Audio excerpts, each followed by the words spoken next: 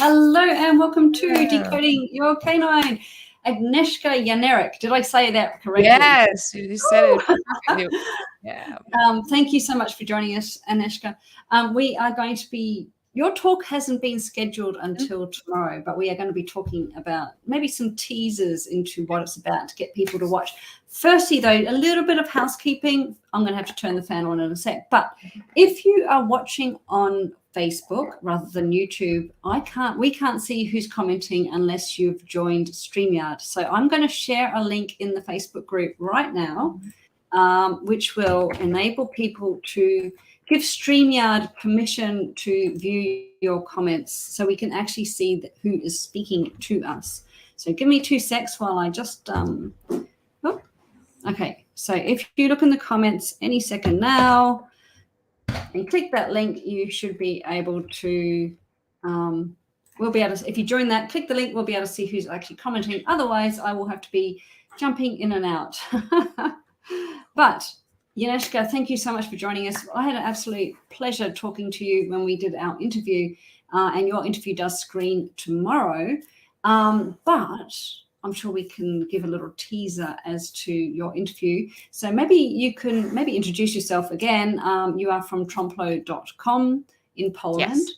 Yes. Yeah, I'm from Poland. Yes, Tromplo is not exactly in Poland, but yes, I am from Poland. No. Tromplo is worldwide. So yes, but you are based in Poland. I'm going to let you talk. I'm just going to turn the fan on in here. And Absolutely. Hi, Zoe. Zoe has just said, good morning. Hello, Zoe. So yes, my name is Agnieszka Janarek, and I'm from Tromplo. I am an animal trainer and behaviorist, and my academic background is in applied behavior analysis. So my geeky side is to just bridge the gap between science and practice, and in a more approachable way for everyday caregivers. Yes, so the topic that we will talk about tomorrow, actually, with Ness is very close to my heart because it is bridging exactly the gap between science and practice, and giving really simple tools to help caregivers and help the animals who are struggling with some problem behaviors, and also approaching it because I love errorless learning, and it's really like the topic that I like to explore deeply. And whole Tromplo is based on working without mistakes, without errors, and how to structure your training session so that it is more fun for both you and the animal, because making errors doesn't bring us any closer to the goals. So the whole talk that we had and that will be published tomorrow is about how to change that common approach to unwanted behaviors that we tend to start with ignoring. We start with ignoring them, or we start with some sort of punishment. Something we focus on how to get rid of the behavior instead of cleaning up slightly the stage that we have for our animal and the background and the arrangement, the environment, to make it easier to start teaching them new behavior and focusing on that. Yeah. And I think that's really hard for people because, I mean, the first thing they're going to do if the dog's doing something they don't want maybe would be correction. Let's not use the word punishment, maybe use the word correction, that, we're going to correct that, or they're going to ignore it, or perhaps they're going to try and divert the dog's attention to doing something else. Yeah, absolutely. The first thing, the default usually is I would just ignore if it's a behavior that's not painful to you or dangerous to the environment or the dog. It's usually just ignore it, and then reinforce the one that you like. So first we focus on what it's called extinction, which is breaking the connection between behavior and reinforcement. So something that worked doesn't work anymore. So, for example, the dog is barking not out of the blue, but because that behavior was reinforced. It was rewarded, and under these conditions, this behavior is something that got the outcome for the dog. So the dog is barking, and the default was, if you don't like the barking, just ignore the barking and reinforce, just deliver treats or toy when the dog is quiet. But then it means that you have to go through whole extinction process, and it's absolutely unpleasant. It's really no fun for both sides, because extinction means that the dog will try harder at first, will bark more with more intensity. You will have to, as a caregiver, you will have to endure it. And also for the dog, like imagine that you are in a hurry and suddenly your car keys, they don't work anymore. So it's no fun to explore that while you're clicking on the car keys trying to make them work. So you try again and again and again, and this is exactly what the dog will do. He will try again and again and again, and finally maybe you will just throw the keys on the ground, maybe you will jump on the keys, maybe we'll do many what we call often like punishment induced behaviors. Extinction also induces aggressive behaviors.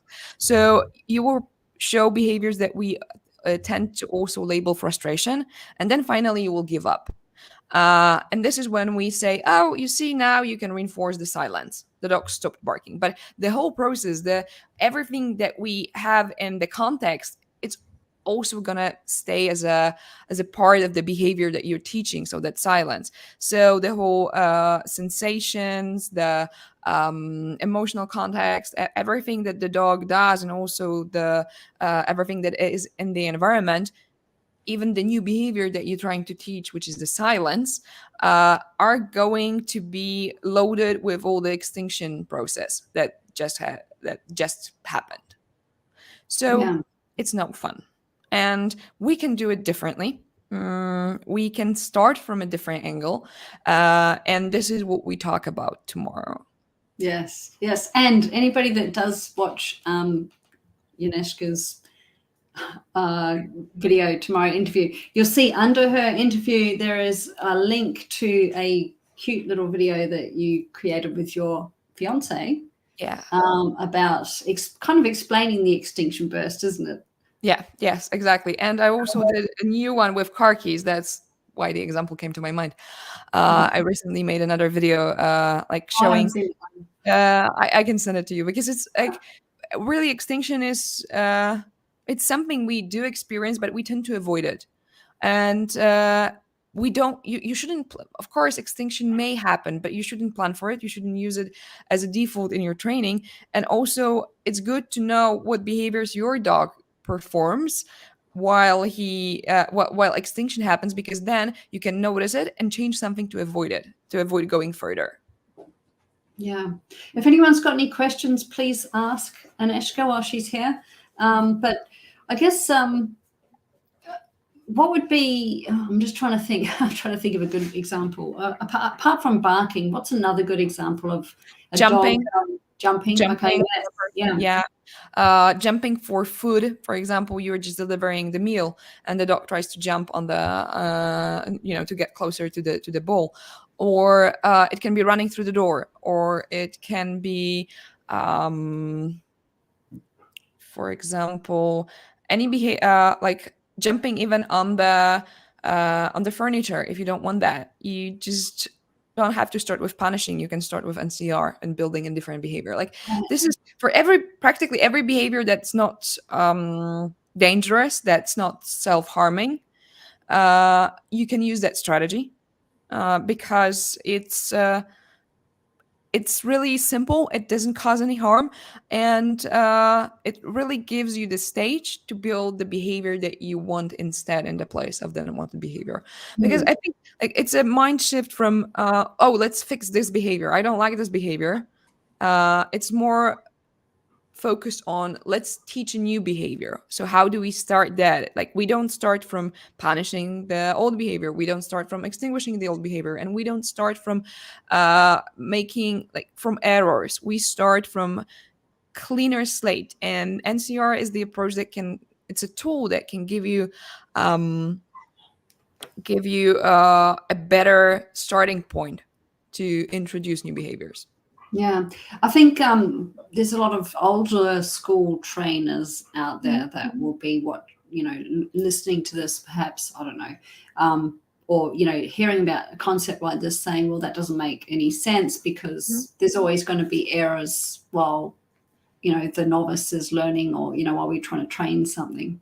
So what would be your response to that? So, like, there are what B.F. Skinner actually said, that errors are not a crucial part of the learning process. They are just the outcome of lack of information, poorly planned training session. And yes, they will happen, but we shouldn't plan for them. And they are not necessary for the learning to occur. So Yeah. you don't need to make, like, imagine that you are trying to learn playing the piano, and you're practicing incorrect, like, I don't play piano, but Yeah, but incorrect. you got the wrong notes. Yeah. Yeah, Whatever. like, you're doing something, you keep doing the thing wrong, like, Yeah. you don't get it right, you just make errors. Like, how does it get you any closer to Awesome. the, you That's are such a good getting better. analogy. Yeah, Yeah. you are just getting better at being crappy. Wrong. Yeah. And you're just really getting fluent at being, like, at playing it wrongly. Yeah. So of course the, like, errors will happen, but the errorless approach is more about, not about avoiding errors, and, like, if error happens, it's the end of the world. No, it's how we consider error, what it is. It's a feedback, it's an information that, okay, something maybe was too difficult, maybe in the environment something was distracting, maybe my instructions are not clear. So it's about not blaming the learner. It's more about a trainer taking the responsibility for the learning process, but also it's not about blaming the trainer. It's really about the approach and analyzing that, okay, error happened, like, what can I do to make sure that the next repetition is the correct one. Because the more correct repetitions you're going to get, not only the ratio of reinforcing the correct behavior will be higher, but also your learner will get fluent in what you want him to be fluent at, and not in unwanted responses. And also, like, practicing errors and withholding the reinforcement. This is what happens often with extinction, that the dog tries something and it's not what the trainer wants, and he expects the dog to figure it out, so he waits. And he waits until the dog figures it out, and finally the dog says, okay, I'm done, I'm not training with you because I tried to figure it out. And this is when we say, like, oh, he's a quitter, right? This dog, like, it's really hard to work with this dog because he quits so easily. But they quit so easily because we teach them to quit. Because once something is not reinforced for really a long period of time, you quit. Like, there is no, if the example with car keys. So if I had this situation once, so yeah, I'm gonna try again. But then if the situation was the same and the same and the same, I'm finally not gonna either use that car, or I'm not gonna use that car keys, because I'm not gonna keep trying, because it doesn't work anymore. Yeah, it's interesting. So, as someone that trials, like years and years ago, training a dog to do an exercise, I used to hate it when they made mistakes, even when I was training, and it was like, for me, the end of the world. And then someone said to me, no, it's actually a really good thing if they make mistakes, because it's learning for them. They're not getting the reward, therefore they're learning that they got it wrong. But I like the piano analogy, because I mean, I've years ago played the piano and the oboe.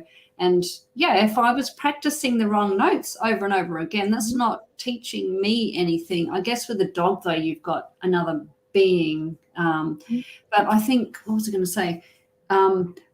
When I'm trying to teach a dog something, I am rewarding small approximations of the task I want. So training's evolving all the time, isn't it? So Absolutely. yeah, which is a good thing, and which is why I think your approach is really refreshing as well. Yeah, I think, like, training, it's in a couple of years we're probably going to talk about something else, and Yeah, see how it will be good that, we would say that, oh, what I did a couple of years ago is not what I do anymore, or maybe I yeah, improved something. It would be really, like, I wouldn't be happy if I looked like 5 years back and say, like, I do the same stuff. yeah, Because yeah, we should change.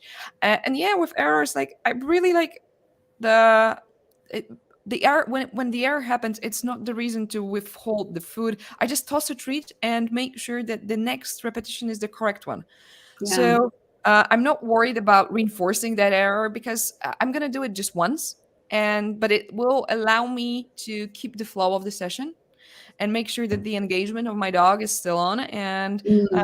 that I can, by delivering that treat for an error, for the incorrect response, because I usually toss a treat or deliver it without the click when the error happens. So after that, I make sure that how I deliver will set a good starting position for the dog to offer the next repetition. So the next repetition is maybe easier. So it's from a different, like, let's say the dog is just walking onto the platform, and uh, in he made an error, and maybe I tossed the treat. The previous delivery was from the angle that was difficult for him. So now that reset treat for the error, it's going to be placed really close so that the next repetition is the can only be the correct one. It's going to be so easy that I'm sure that I'm going to have the flow of the session restored, and we can continue. Yeah. Instead of withholding the reinforcement and then your dog trying to figure it out, usually offering another behavior or starting to offer frustration behaviors, which is something you don't want. Yeah, I think people struggle with that, as in my Yeah. dog didn't get it right, and you're still asking me to reward it. Yes. But you, Yes. correct me if I'm wrong, just to sort of not dumb it down for my sake, but for anybody listening Mhm. that is struggling with it or maybe not clear. So Mhm. yes, you are rewarding the error, if you want to call it an error, or the misstep, perhaps, I don't know. But you're making the next time they do it a lot easier and reinforcing that in a Yeah, much easier crisper, or better differently. Exactly. I'm not worried about just delivering this one treat for an error. Of course, if the error appeared over and over and I would keep delivering a treat, this is the behavior that would be reinforced and repeated. yeah, But because I do it just like once and make sure that the next repetition is the correct, I really don't have to worry about it. And there is yeah. also something that we call matching law. That's Called what, sorry? matching law. Matching law and applied behavior analysis, it's gives you the insight of how the behavior is allocated according to the reinforcement ratio. And basically what it says in the plain language is that the more you focus on the correct repetition, the less you have to worry about reinforcing the incorrect ones, Yeah, because the ratio will be in favor to the behavior will be allocated. The animal, the dog, will perform the behavior that has more history of reinforcement, more recent history. And so basically focus not on the fact that you got it once incorrectly, just focus on how to make sure that the next ones are the correct one. yeah. And I love the fact that by doing that, you're keeping the dog engaged and interested and keen to work. I guess one question, and guys, again, if you've got any questions, please ask.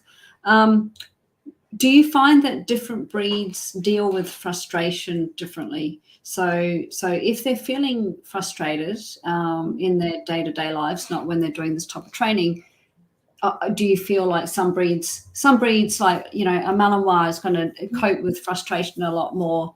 They're still going to be able to keep engaged and keen and wanting to work, whereas there's some breeds that will be, or not, maybe not a particular breed, but a particular dog, due to their genetic drives or what have you, will be like, oh, this is too frustrating for me, I'm going to give up sooner than for example, a Malinois.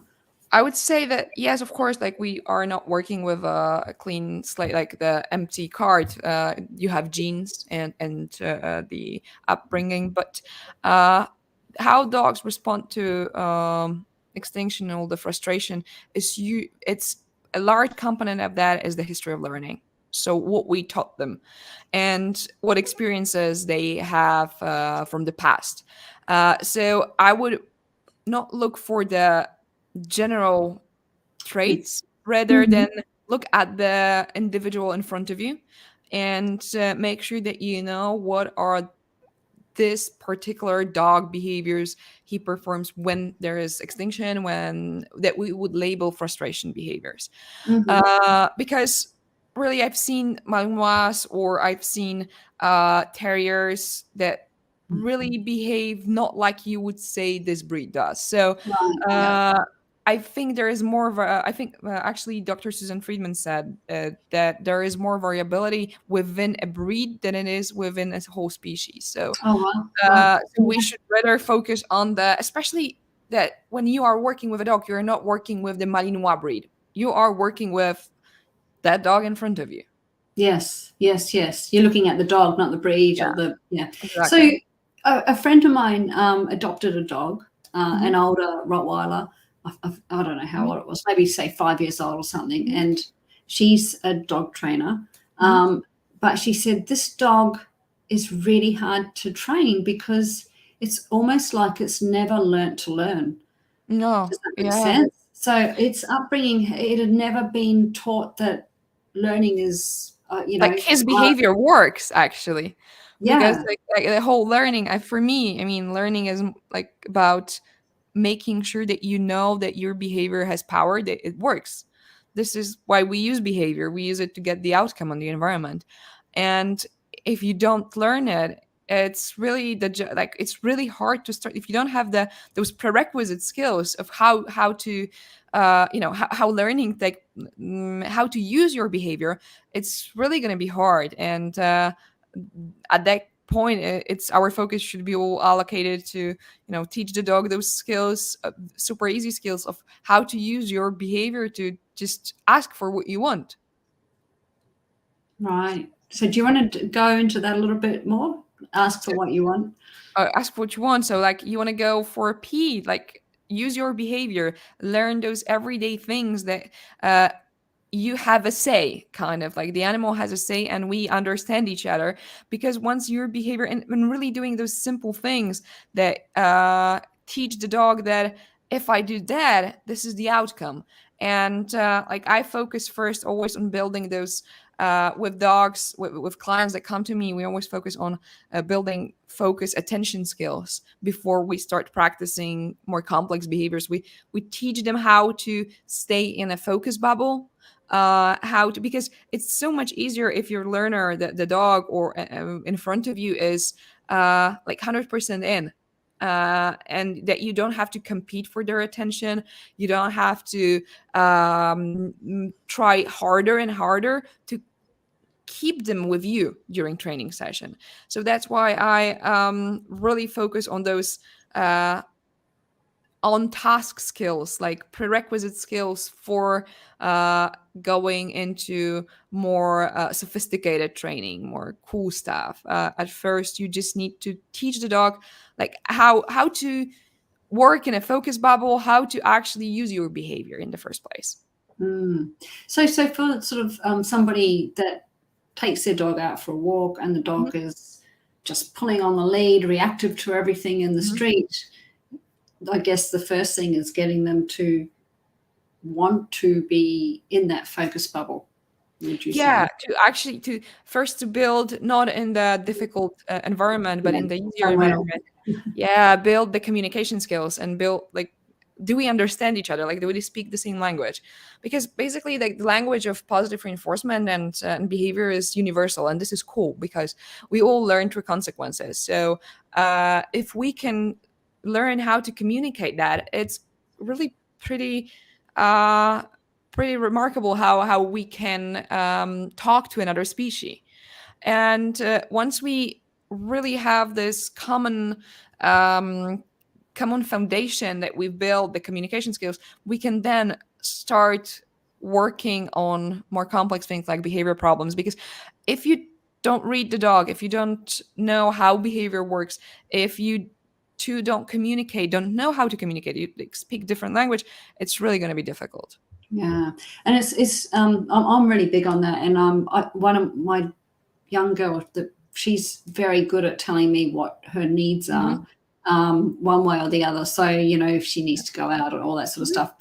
But when we're out and about, she's always looking at me, always checking in with Hmm. me, and it's not like she feels like she has to. She's just Hmm. like, hey, we're doing this together. We're Yeah. out having fun together, and let's communicate with each other. And I'm present and aware of her, what she's Mhm. trying to tell me, and she's present and aware of what I'm trying to tell her. But it is like a one-to-one Mhm. communication as opposed to I'm the boss, you do what I Yeah. say. Well, Yeah. Yeah, yeah, this is a great example because this is more about like life together is not about competing for control. It's yeah. about like mutual communication, being together, and kind of going through that life together and having fun. So It's so easy to say that, but when you've got a dog with problems, like maybe they're reactive to other dogs, or um, yeah, I all that. had that dog. Like It, my dog, one of my dogs, she had bite incidents, so I absolutely can relate. oh, she, which, The pit bull cross. She's 12 now. oh, But when we got her from the shelter, and she was 6 months, 5 months. Around 1 year, we started to experience really challenging behaviors from her side. Mm, she has she had some issues. She had issues with strangers, with dogs, with all living creatures, actually. So wow, it is really hard. difficult in the first place. She was redirecting often her behavior toward us. So when the trigger was too close, her response was like to Yeah, bite anything that was within the, yeah. And you can imagine that being a pit bull cross, it's not uh, nice. not, Yeah, yeah, not nice, yeah. So but yes, this is the moment that really undermines the whole like, oh, it has to be a connection and communication, because it's difficult. But once you understand that, dogs are not vicious, they're not doing this because they want to make you angry or they want to act against you. It's just like, this is how behavior works. And also aggressive behavior and biting, lunging, these are just that, they're behaviors. And once you get like, allow yourself to move away from the perspective of labeling them like being, oh, dominant, or whatever other words you're going to use, or my dog is, yes. So, and you understand that the principles that you use to teach downstay, and that you teach your dog to respond in a specific way around strangers, because before they were attacking, they're the same principles. Of course, the stakes are much higher, because I really don't care if my dog that can do the downstay, but I really do care if he can walk around the strangers and not attack them or me. yeah, So, of course, the stakes are much higher, but still, the principles is all the same. So, yeah. it's not magic. And once we like really move ourselves from the fact that this is personal and there is something inside the dog that's provoking it, then it's much easier to accept that they're a different species, but the science of behavior is the same, and we can still communicate. Two things you said there that resonated with me is, Mhm. it's not personal. Yeah. And I mean, we've got to remember that when they're in that state, they're probably not using their brain, their thinking brain at all. So it definitely isn't personal, because they're not even in there early, are they, at the end of the Yeah. day? But the other thing you said is it's not magic. And I think that is really important for, dog owners or dog guardians that are going through, dog caregivers that are going through having a Mhm. dog with these behavioral problems. Fixing it isn't magic. You just got to Yeah. do the work, and do the work the right way. And to say it's not magic is because, I mean, it's overwhelming for them at the end Mhm. of the day, and they don't know, maybe who to turn to, how to address this. There's so many trainers out there that are giving poor advice. And maybe they think there's a magic pill, maybe they think there's a magic wand, maybe they think this trainer's magic, but so it's nice. And then they think, well, maybe, I can't access magic, so I'm screwed. But when you say it's not magic, then they can put something concrete. I'm sort of going on a bit, but do you know what I mean? Yeah, it's concrete. It's not some airy fairy thing. It can be done. Yeah, absolutely. Yeah, you don't have to have a sixth sense to work with animals. It's all science and practice, of course, but it's also not like yeah, it's not magic. Absolutely, it's accessible to everyone. Yeah, yeah. So, I know you've just got your new website up and Yes, running. um, finally. so happy for you. Thank Which it's, yeah. So congratulations. But I mean, you. I know I said you were in Poland at the beginning, but but you do work globally, of course. So what resources for people that are struggling with behavior with their dogs can they find on your website? So we have 17 instructors right now from all over Wow. the world. Yes, and they are teaching multiple courses targeted to specific problems.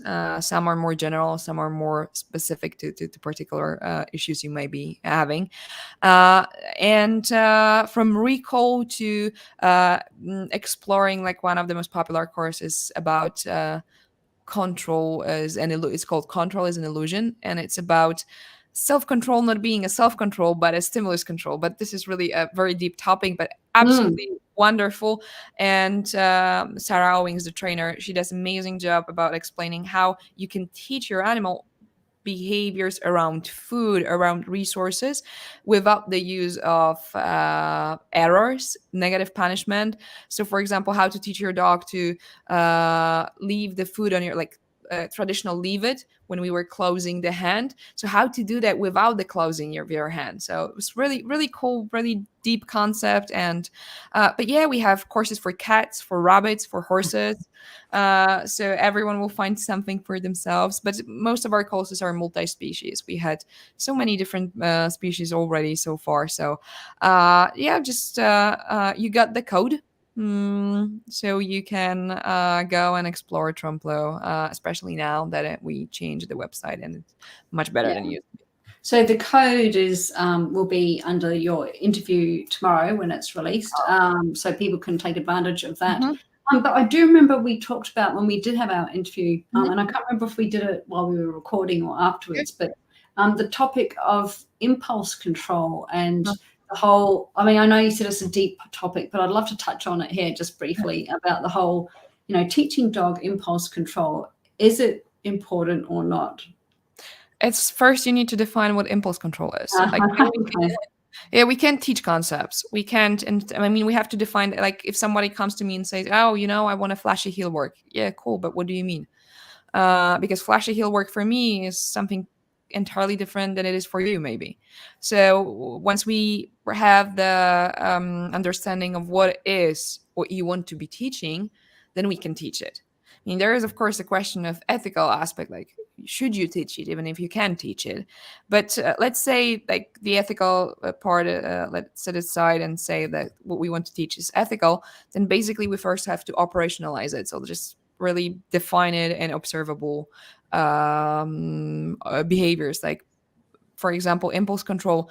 It's when I'm teaching my dog to wait in the while I open the car crate, or while I'm teaching him to have his all four paws on the ground when I deliver the bowl of food, or when I'm teaching him to heel and obedience while there is a food on the ground because somebody dropped it. It's I don't know if I'm teaching them anything in terms of impulse control. I'm teaching them that a behavior, specific behavior under specific conditions. So I'm teaching them when the foot is on the ground, you just keep doing the heel work. Or when I open the car door, you sit and wait for the cue, or stand, or whatever you want to teach them. But I can't tell you if this is impulse control. I can tell you that this is stimulus control. So we Mm. make sure that the cue for the behavior is very specific and the response does not happen when the cue is not present. Right. Yeah. Because I mean, just a lot of people obviously teach the when I feed my dog, they have to Mhm. sit and then they have to wait till I give them the cue, and they would class that as impulse control. I would say it's like your dog waits for the cue to act to perform a behavior. Like for me, it's not an impulse control. Right. And for me, it's just a behavior. Like this is, uh, first of all, if we define impulse control by observable behaviors, it's just it, observable behaviors. If we don't do that, then how do we know we have it? By observable behaviors, then again, we are back to the beginning. Like, so we have to explain it and we have to operationalize it. So for me, it's not a thing. It's more important to be able to operationalize something that you want to teach. Sure. So yeah, describe it like if so that we are on the same page. Yeah, yeah, yeah. And that communication. Yes, and the criteria and everything is pretty clean and simple. Yeah. So I did put up your website, and it's Tromplo, and people will get that discount code if they watch the interview tomorrow. Awesome. Agnieszka, what time is it there? It's 10:40 a.m. Oh, it's not too late then. It's No, it's quite early. Like it's early morning, not early. It's morning. yeah. Is it warm over there? Sorry? Is it warm? Yeah, it's summer, and recent days have been pretty hot in Poland. So for Poland, I don't know if you have Fahrenheit or Celsius. Celsius. Yeah. Oh, great. Uh, For so me, yes, yeah. yeah. So we have around 30, 32. Okay, that's warm enough. Yeah. For us, it's like really warm. Oh, okay. Yeah, Yeah, yeah. we have a nice weather now. That's yeah. We're in winter, but it's kind of not really that cold at the Yeah, moment. your winter is quite different than the Polish winter. I mean, although Polish winter changed and it's not so cold anymore, but yeah, there is a big difference between Poland and Australia winter. Yeah. Oh, totally. Well, where I am as well, where I'm up north-ish, Oh sort yeah. of. So yeah, we're subtropical here. So Oh, okay. does it Ah, snow there? Just sorry? quickly, does it snow there? Yes, in Poland it snows in winter, but not as much as it used to. Okay. Uh, Yeah. used to have like white winters, and now kids are complaining because Snow. it's much Yeah. less snow in Poland in winter than it used to be. It's more grayish than white Yeah. winter. It's a shame. Yeah. Yeah, absolutely. All right. Well, I shall let you get back to your day. I'm sure you're Yeah. very busy. Thank you so much, Agnieszka. I really appreciate you coming and having a chat with Thank me. you for having me. I had a really great time, and I hope that people will enjoy tomorrow's. I'm sure they will. Yeah, for sure. For Interview. sure. Yeah. Awesome. Thank you, Ness. Thank you. See ya. See you. Bye.